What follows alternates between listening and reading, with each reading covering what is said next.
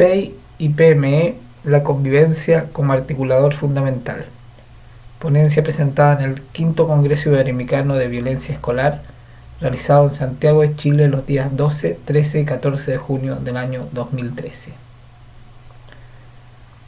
A principios del año 2008 llegamos al convencimiento en la Seremi de Educación de Valparaíso de que era necesario diseñar e implementar un programa que asumiera los desafíos de la convivencia escolar de forma integral y profunda.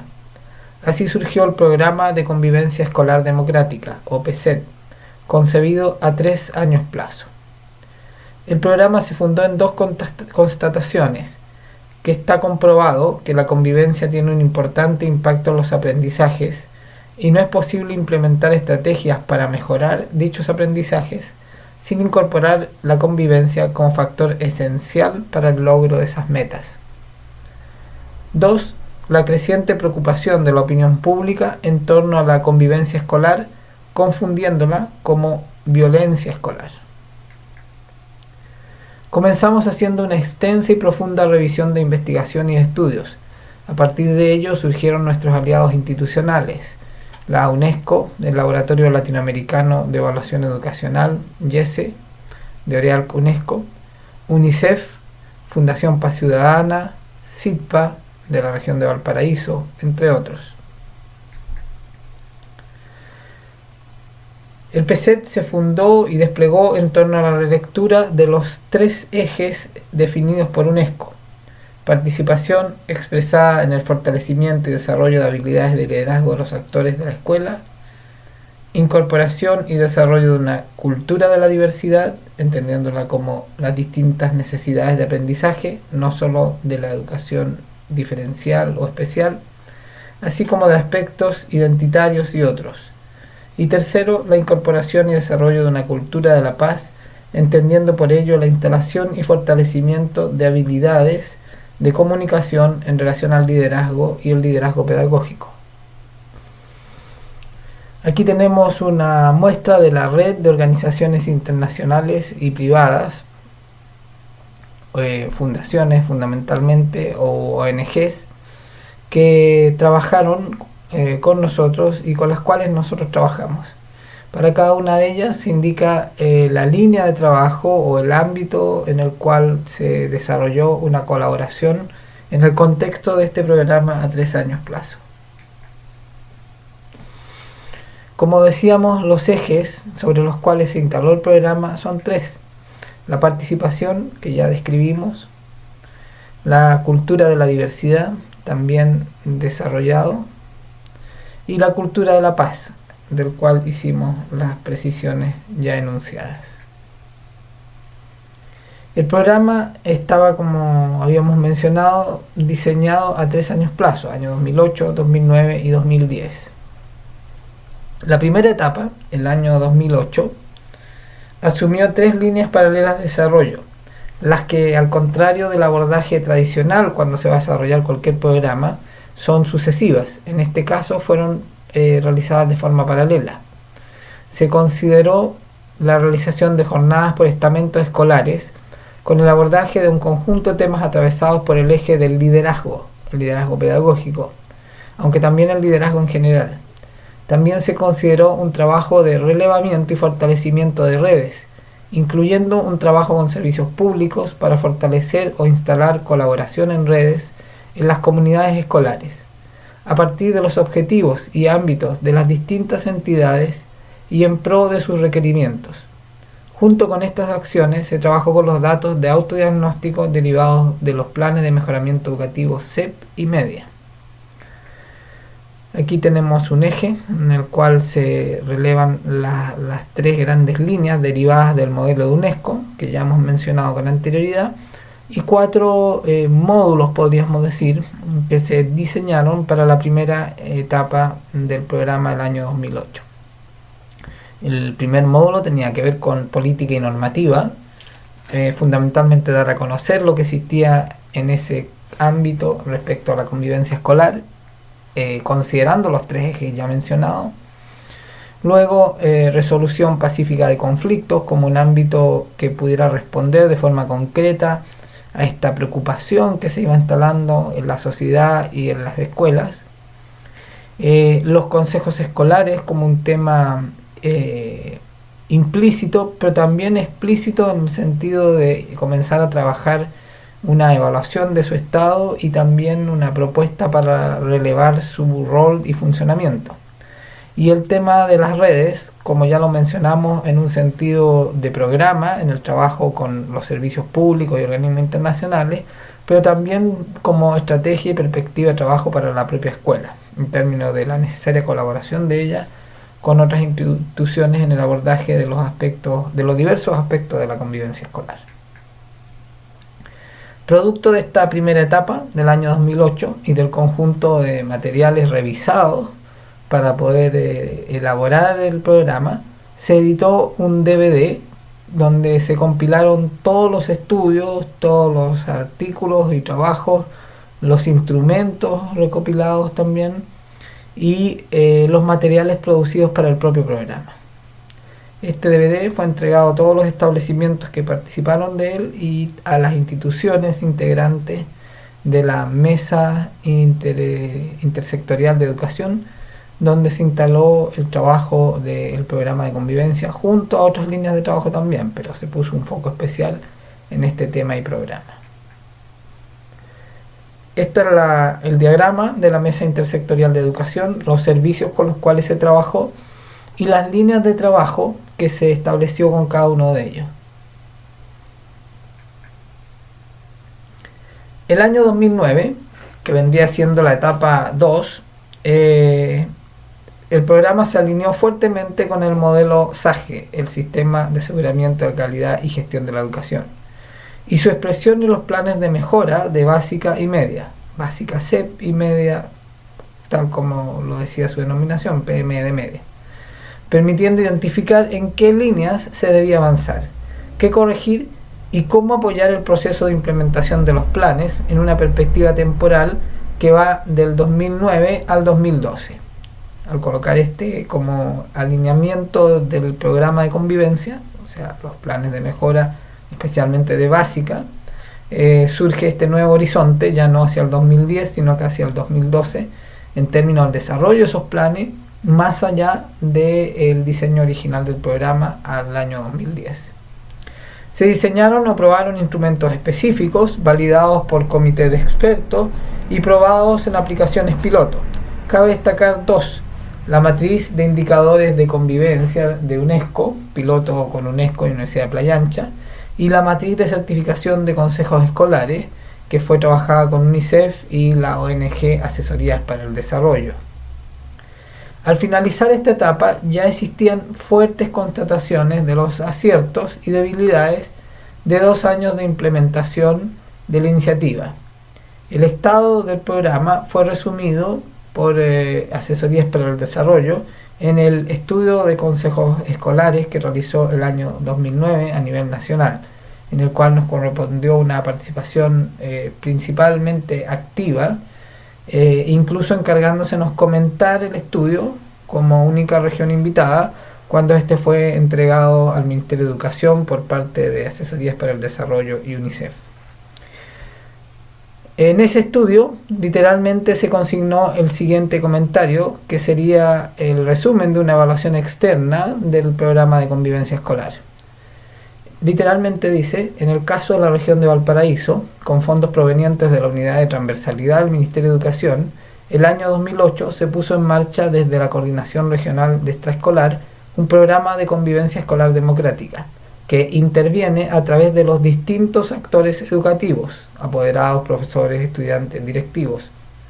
Faltó consignar aquí los asistentes de la educación. Por tanto, opera bajo el supuesto de que el consejo escolar es el espacio natural que reúne a estos actores en cada comunidad educativa.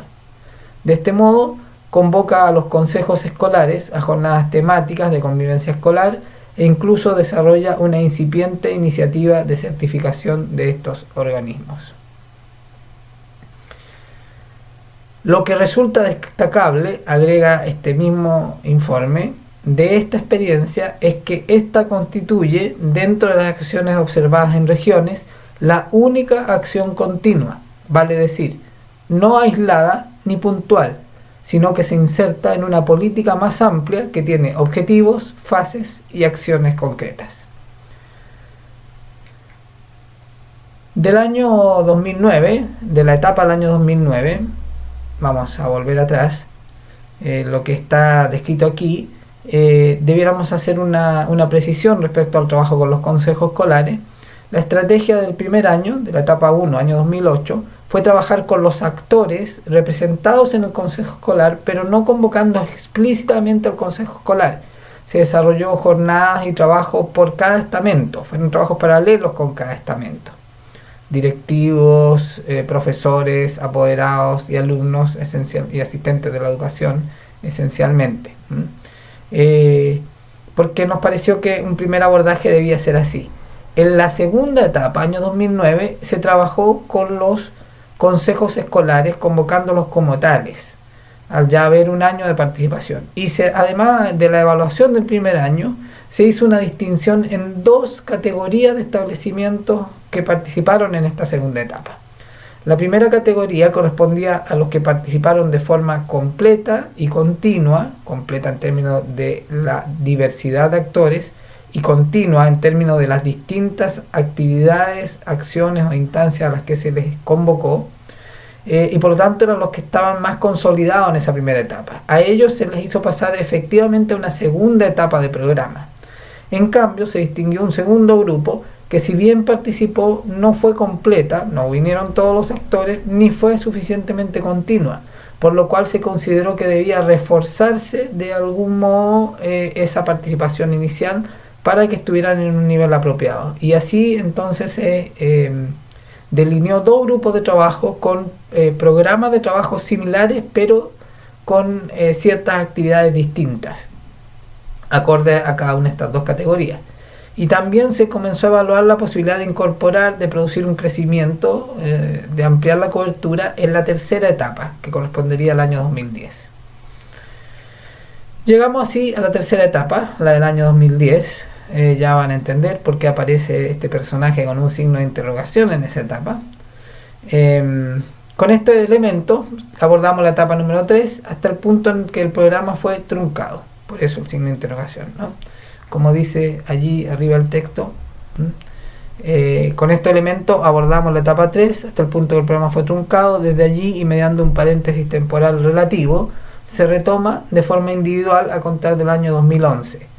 ¿Fundado en qué? En la convicción de una constatación concluyente. ¿A qué nos referimos con una constatación concluyente? De que es suficiente la evidencia que tenemos para afirmar de forma bastante taxativa lo que vamos a decir a continuación, y es que la convivencia escolar persiste en ser abordada en forma reduccionista y simplificada, lo cual se expresa en los diagnósticos y planes de los planes de mejoramiento educativo CEP, con focos puntuales y recurrentes. ¿Qué significa esto? Que no son focos que abarcan la diversidad de aspectos de la convivencia, pero además vuelven a ser abordados anualmente, como demostrando implícitamente de que no se ha avanzado suficientemente en ello. Casi siempre de forma desarticulada, además, e incompleta entre sí y otras áreas del modelo. En resumen, el área de convivencia dentro de los planes de mejoramiento educativo viene a ser una posibilidad de articulación del modelo con fundamentos y aspectos concretos relevantes que ya han sido identificados en el curso del programa del 2008 al 2010, pero no han sido aprovechadas de ese modo en la formulación concreta de los planes de mejoramiento. Y también debemos considerar las proyecciones de este modelo en el periodo 2010-2013. En resumen, lo que se constató fue eso, que la convivencia escolar persiste en ser abordada de forma reduccionista y simplificada.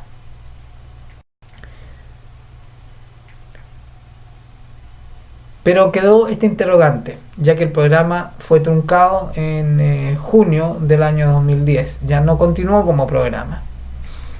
A partir de esto, abordamos el año 2011, planteándonos cómo darle alguna continuidad, ya que la necesidad estaba allí, pero el programa no existía. Y para darle esa continuidad consideramos dos aspectos, ciertas características y ciertas condiciones. ¿Cuáles son estas características?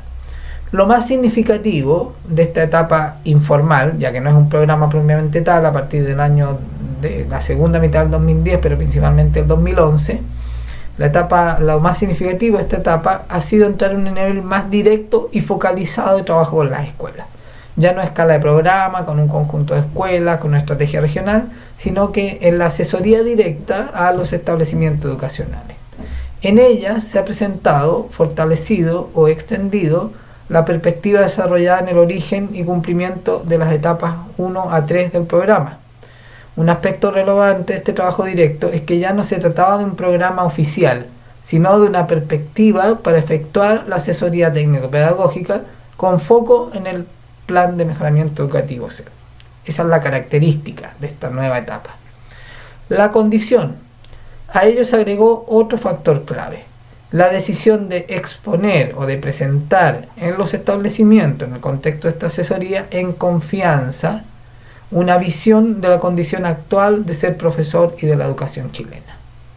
Esta confianza fue fundamental para hacer surgir convicciones y acuerdos que permitieron reconocernos en posturas profesionales y existenciales comunes, acalladas por el discurso oficial, y desde este piso observar, analizar y reformular los PME. El año 2012 se agregó otro factor clave: la decisión de exponer en confianza una visión de la condición actual de ser profesor y de la educación chilena. Eso ya lo habíamos mencionado como condición, ¿no? Pero definitivamente lo que había comenzado a ser explorado el año 2011 fue definido como una característica de lo que debía ser el abordaje de este tema. Reiteramos esto de que esa confianza fue fundamental, ¿no? Creemos necesario para fundar este juicio también, esto que parece una opinión general, poder fundarlo desde algunos conceptos, entrar en una descripción rápida de tres autores. Son Alfredo Rojas, quien trabajó con nosotros en la etapa programática del PCET del año 2008 al 2010 en representación de UNESCO, especialmente de la línea programática de liderazgo educativo de UNESCO, de Stephen Covey y de Carbone. Respecto a Alfredo Rojas, hay 6 nociones que son importantes de abordar. Las dejamos aquí presentadas, podemos referirlos al documento, están adjuntos a esta presentación, pero las vamos a enunciar. La primera noción importante es la importancia del lenguaje como constructor de realidades. Este es un tema a abordar en el liderazgo pedagógico, ¿no? El lenguaje como una habilidad fundamental y entender que éste construye realidades. Aquí estamos haciendo una referencia también a todas las teorías ontológicas del conocimiento de Maturana, de Flores, de Varela, de Echeverría. Por otro lado, el segundo concepto importante es el liderazgo pedagógico como arte, no solo como disciplina profesional, sino que también como arte. Vamos a dejarlos enunciados solamente estos conceptos. El tercer concepto es la noción de viaje. Todo viaje, dice, se inicia con una conversación. Esto nos denota la característica dinámica de los procesos de aprendizaje y de enseñanza, ¿no? Pero basados en la habilidad fundamental del liderazgo pedagógico que estaría dada por el lenguaje como constructor de realidades. Este viaje es desde la no realidad, no, desde lo que no existe a lo posible y lo que se hace realidad, ¿no? Eso queda más claro con el cuarto concepto, que es la noción de futuro como construcción y presencia de lo ausente. Un futuro activo, un futuro posible, no un futuro teórico y utópico. El quinto concepto es que somos en el mundo, y eso apela a las emociones. El que no somos solo un concepto, un constructo teórico, sino también las emociones están en juego en esto. La relación lenguaje-emociones es fundamental, ¿no? Y el sexto y último concepto es que hay otras dimensiones constitutivas del humano, y estas son esencialmente las emociones. Ya no en relación al mundo, sino que en relación a nosotros mismos, como constitutivas de nosotros mismos. Esa es la distinción entre los conceptos 5 y 6. A su vez, él nos dice que hay factores asociados al aprendizaje escolar, y estos son 7 factores.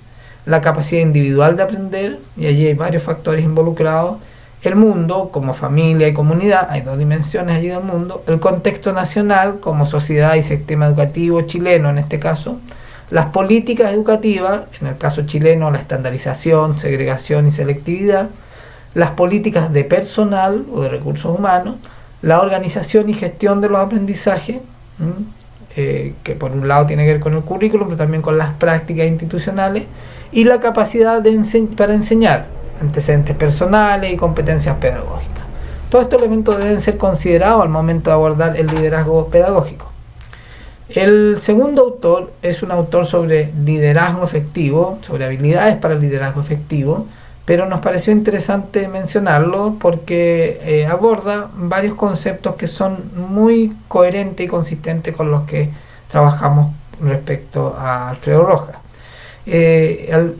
Stephen Covey nos habla de los hábitos necesarios para un liderazgo eficaz, y estos están relacionados a las emociones y el lenguaje. Ahí vemos entonces dos aspectos centrales en Rojas que también están en Covey.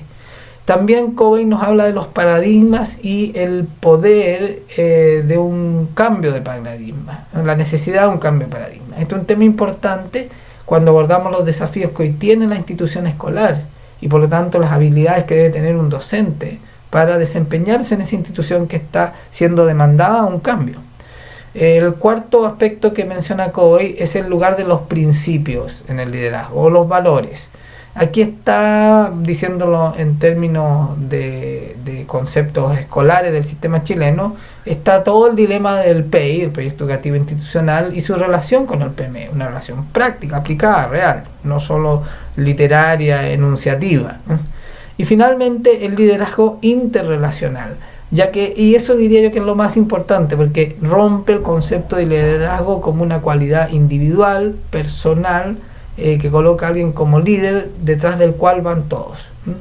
Y esto se despliega y desarrolla en un continuo, que se va retroalimentando constantemente. Y esto nos podría hacer referencia al modelo en el PME que hemos denominado, o que se denomina, que no lo hemos denominado nosotros, el ciclo de mejora continua. Finalmente, Carbone lo dejamos allí pendiente. Él se refiere a algunos aspectos específicos del liderazgo directivo esencialmente, pero ustedes pueden revisarlo en el documento que está junto a esta presentación. A partir de esto entonces nos queremos plantear la relación.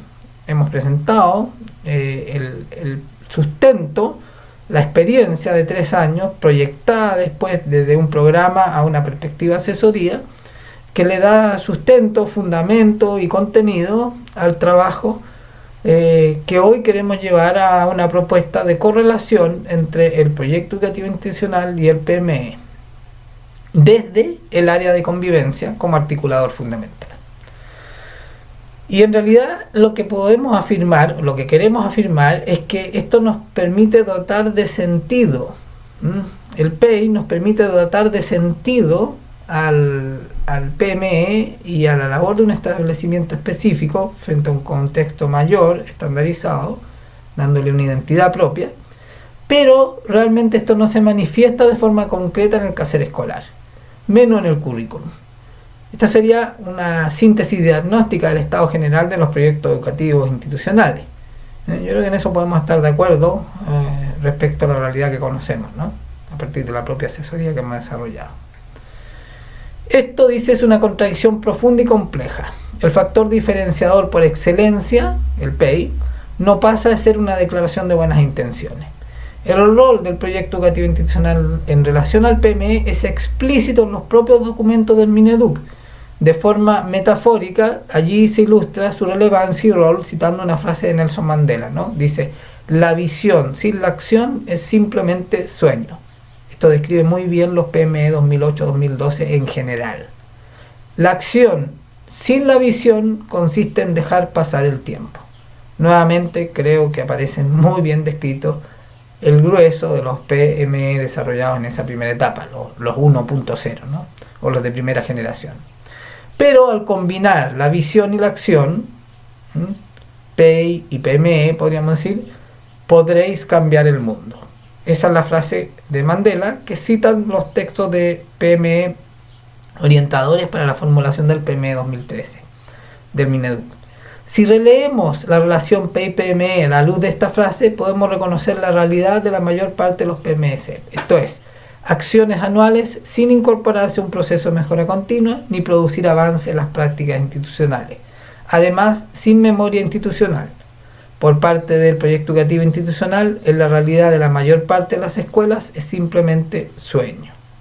La vinculación entre PEI y PME aparece entonces como una tarea urgente que permitirá dotar de sentido propio, apropiación. Tanto hablamos de la apropiación del PME, esto pasa ineludible y necesariamente por el trabajo y la incorporación de una relación efectiva entre el PEI y el PME.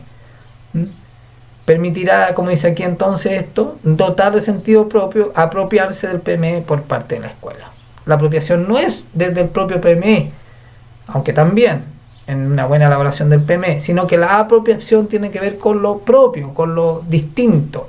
Y eso lo da el PEI, no lo da el modelo genérico, el PME, sí lo da un PME formulado a partir de cuestiones propias. En este sentido, debemos hacer una distinción de los PEI.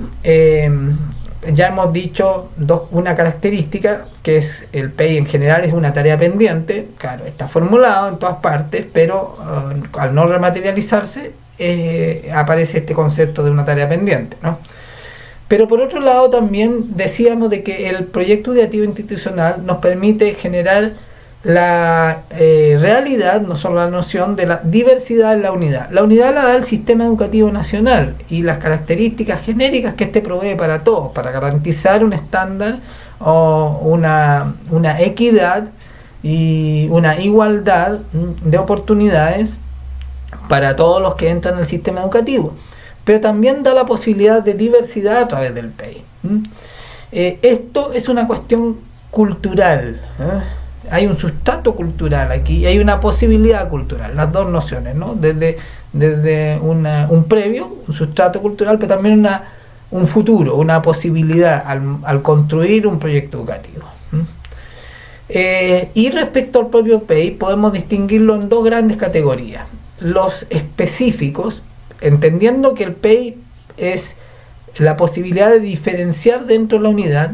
Esa diferenciación puede ser de dos tipos. Uno, los proyectos educativos institucionales específicos, que su diferenciación o la diversidad está dada por su especificidad. Por ejemplo, un proyecto educativo que escoge como identidad propia lo deportivo, o lo científico, o lo artístico. Esa sería la diversidad específica. Pero también está la diversidad intensiva. Y ahí el ejemplo, el único que se me ocurre, el más claro para esta categoría, son los proyectos educativos confesionales. Y claro, es distinto decir específico, porque toma un aspecto de las diversas posibilidades de desarrollo del ser humano, como lo deportivo, lo artístico, lo ecológico, otras dimensiones, y esa la toma como su identidad propia. Pero el proyecto educativo intensivo es omniabarcador, abarca la noción completa de la persona humana, porque se refiere en este caso a una idea de fe, que además es última. Incluso el fin último de este proyecto educativo no se acaba con el fin de la vida, sino que va más allá. En ese sentido es un proyecto educativo intensivo, es muy amplio en su horizonte, y debemos distinguir ambos. Algunas características que debemos considerar para este trabajo, para poder que debiéramos abordar efectivamente para poder lograr una correlación entre PEI y PME, es distinguir las dos modalidades de trabajo que tiene la asesoría. No es lo mismo trabajar una asesoría directa que un trabajo en red. Abordar la correlación proyecto educativo y PEI y PME con una asesoría directa es mucho más fácil que en el trabajo en red. Por lo tanto, si se va a trabajar en red, estas debieran tender a ser homogéneas respecto al tipo de proyectos educativos, porque si no va a ser muy difícil, con la cantidad de visitas que tiene diseñada la asesoría, 6 visitas anuales, realmente acompañar al establecimiento o a los establecimientos, en el caso de la red, a un trabajo efectivo de su articulación PEI-PME. Esto nos plantea una dificultad especial con el trabajo en red, y una condición que debiéramos evaluar su factibilidad, que es esta de diseñar las redes con algún grado de homogeneidad respecto a su proyecto educativo institucional. El segundo aspecto a considerar es la ineludible necesidad de incorporar y desarrollar capacidades de comunicación. Expresémoslo más específicamente en la correlación habilidades del lenguaje conversacionales que incorporen las emociones. Esto se funda en los tres autores que mencioné con anterioridad: Rojas, Covey y Carbone. No voy a desarrollarlo más, y además los otros autores que mencioné en ese punto de esta exposición. Ese es el fundamento para este objetivo o esta consideración respecto a la asesoría que permita una articulación entre PEI y PME. El tercer aspecto es la necesidad de desarrollar capacidades que permitan sistematizar este trabajo, también como muchos otros propios del PME, a través de narrativas escolares.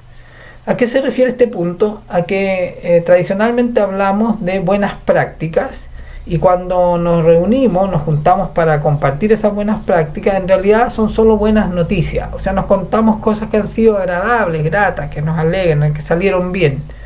Pero no estamos haciendo un trabajo sistemático, productivo, que nos permita replicar esas prácticas. Porque no hay narrativas escolares, solo hay relatos. Y relatos más bien desde la emoción o desde el fragmento de la noticia. Es como una nota de prensa, ¿no? Construir narrativas escolares requiere metodología y procesos sistematizados. Contamos con un material elaborado en Argentina con la colaboración de organizaciones internacionales para elaborar narrativas escolares, y ese es el que debiésemos utilizar. No habiendo otro, se puede complementar con otros si existen, o se considera alguna estrategia metodológica mejor para instalar esa capacidad y tener el producto de contar con una narrativa escolar que nos permita ir sistematizando también este trabajo. El cuarto elemento importante es reforzar en realidad la noción, no solo incorporar la habilidad como era el punto B, sino que instalar la noción de liderazgo pedagógico. Se ha logrado instalar la noción de liderazgo en términos de gestión escolar, pero no se ha instalado suficientemente la noción de liderazgo pedagógico, entendiendo que este está basado en la comunicación, o sea, el concepto de UNESCO, el concepto que también encontramos en otros autores como ya los mencionamos antes. Y finalmente, el punto quinto, y quizás el más complejo de todos, es hacer un esfuerzo por hacer una reingeniería de los tiempos escolares, de modo de recuperar tiempos significativos, no solo tiempos formales, sino que tiempos significativos, que son tiempos para la conversación, para las redes de conversación, y allí entonces fundamentalmente debemos remitirnos a Echeverría, a la importancia de la comunicación, también a lo que mencionaba Rojas, y también a la noción de comunidades profesionales de aprendizaje, no solo de instituciones escolares, sino de comunidades educativas y comunidades profesionales de aprendizaje, donde el tiempo significativo es, por ejemplo, un tiempo para la comunicación y la conversación, y no solo el tiempo aplicado del cumplimiento de la planificación. Podríamos decir de que las nociones que debiesen estar consideradas allí en esta correlación entre PEI y PME debieran ser la de la instalación de un liderazgo pedagógico relacional interdependiente, lo cual nos llevaría a construir efectivamente una comunidad de aprendizaje, distinguir las nociones y hacer realidad el liderazgo en y de la comunidad escolar, no solo un liderazgo que es el gran pero al texto de Carbone, por eso lo pasé rápidamente, pero es útil como sistematización, que se concentra en los liderazgos tradicionales, más bien los formales de los cargos, y en realidad aquí estamos hablando de un liderazgo distribuido más en el sentido Covey, el liderazgo en y de la comunidad escolar. la noción de un liderazgo fundado en principios, y esto nos remite directamente al proyecto educativo escolar, donde aparecen estos valores, estas nociones, estas ideas centrales, y también el tema de las actitudes, que si bien están los planes y programas, es poco abordado por el currículum. Hacemos un énfasis especial, y esta es una opción, ¿no? Una opción que estamos convencidos que es una necesidad fundamental a partir de los tiempos que se viven y del rol de la escuela en estos tiempos, en las sociedades en general. Y es la opción por el modelo pedagógico o por las nociones en distintos modelos y teorías pedagógicas que podríamos denominar pedagogía del amor.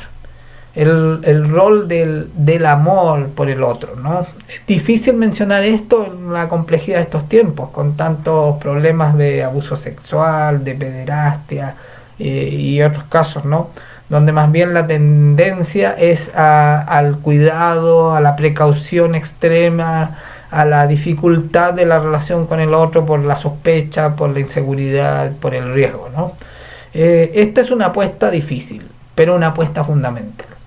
La educación sin pedagogía del amor realmente tiene pocas posibilidades de resolver sus problemas más graves, especialmente los de condiciones de vulnerabilidad, donde ciertas habilidades que no son precisamente las cognitivas son las más descendidas y donde los éxitos escolares pueden terminar en fracasos personales. El quinto aspecto tiene que ver con la familia como requisito ineludible y definitorio de una comunidad de aprendizaje.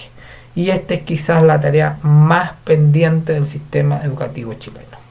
Un proyecto educativo institucional y un PME que continúe siendo incapaz de involucrar a la familia en un rol activo, en un rol consciente, en un rol efectivo, y de hacerla parte de esa comunidad de aprendizaje, no solo con un rol administrativo o sucedáneo, sino una parte activa y fundamental de esa comunidad de aprendizaje, tiene pocas posibilidades de tener éxito.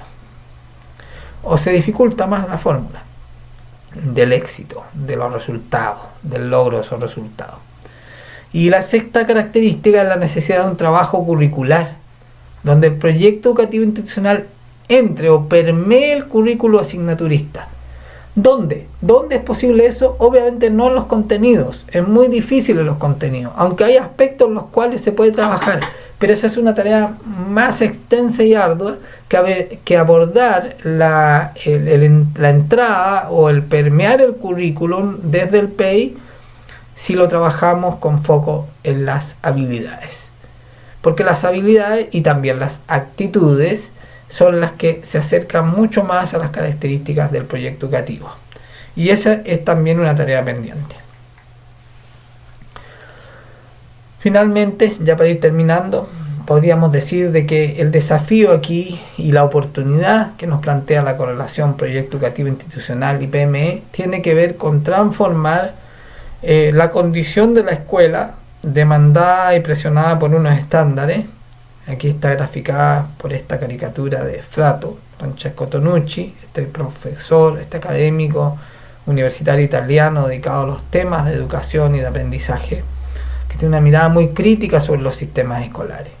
Esta mirada crítica sobre los sistemas escolares es hoy un cuestionamiento mundial y por lo tanto no debemos apesadumbrarnos de que también exista en muchos cada vez más una crítica en nuestro propio sistema educativo. Porque es una realidad, la escuela no está respondiendo a las necesidades de hoy y está poniendo una presión que no es la más apropiada probablemente. ¿Cómo resolver esta tensión? Una vía posible, interesante, que amerita explorar es esta de la correlación proyecto educativo como una posibilidad de dotar de una diversidad dentro de la unidad al instrumento concreto del PME como el medio para mejorar los resultados de aprendizaje.